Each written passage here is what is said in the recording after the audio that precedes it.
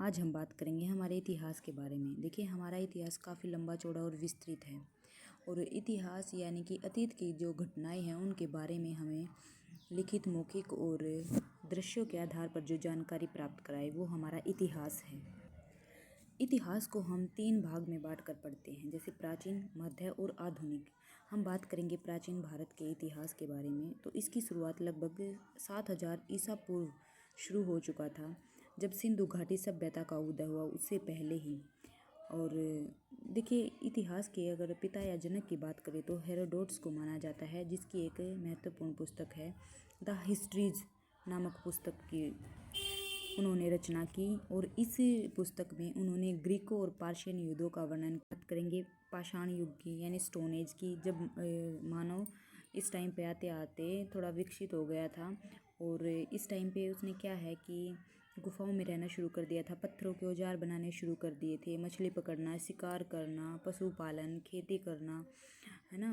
और अपने आप को इतना विकसित कर लिया था कि आग जलाना सीख गया था, पहिए का आविष्कार कर लिया था। तो इस टाइम पे आते आते मानव काफ़ी विकसित हो गया था।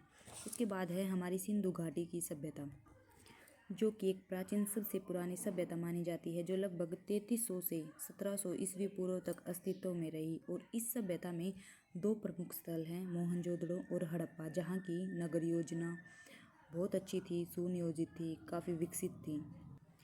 उसके बाद है हमारी वैदिक सभ्यता, जिसका टाइम पीरियड 1500 से 500 ईस्वी पूर्व माना जाता है।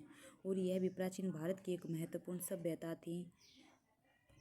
और इस सभ्यता के दौरान वेदों की रचना हुई, जो हिंदू धर्म के प्रमुख ग्रंथ थे। उसके बाद आता है हमारा नेक्स्ट टॉपिक, महाजनपद, जो 600 से 300 ईस्वी पूर्व के आसपास इसका टाइम पीरियड माना जाता है। और महाजनपद प्राचीन भारत के 16 प्रमुख राज्यों को कहा जाता है। और इन राज्यों में मगध, कौशल, वज्जी और गांधार शामिल थे। ये राज्य प्राचीन भारत के राजनीतिक और आर्थिक केंद्र थे। उसके बाद आता है हमारा बौद्ध धर्म, जो लगभग 2500 वर्ष पूर्व भारत में उत्पन्न हुआ। इसके संस्थापक महात्मा बुद्ध थे, जिन्होंने ज्ञान की प्राप्ति के बाद इस धर्म की स्थापना की थी। उसके बाद आता है हमारा जैन धर्म, जो लगभग 2500 वर्ष पूर्व भारत में आया। और इसके जो संस्थापक थे वो महावीर स्वामी थे, जिन्होंने इस धर्म की स्थापना की थी। इस धर्म में मुख्य सिद्धांत थे, जैसे कि अहिंसा करना, अनैतिकवाद, है ना, कर्म, बहुत पुनर्जन्म, बहुत सारे सिद्धांत थे। उसके बाद आता है हमारा नेक्स्ट टॉपिक, मगध साम्राज्य। मगध साम्राज्य एक प्राचीन भारतीय साम्राज्य था, जो लगभग 322 ईस्वी से 185 ईस्वी तक अस्तित्व में रहा। और यह साम्राज्य वर्तमान बिहार राज्य में स्थित था। और इसकी राजधानी पाटलिपुत्र थी।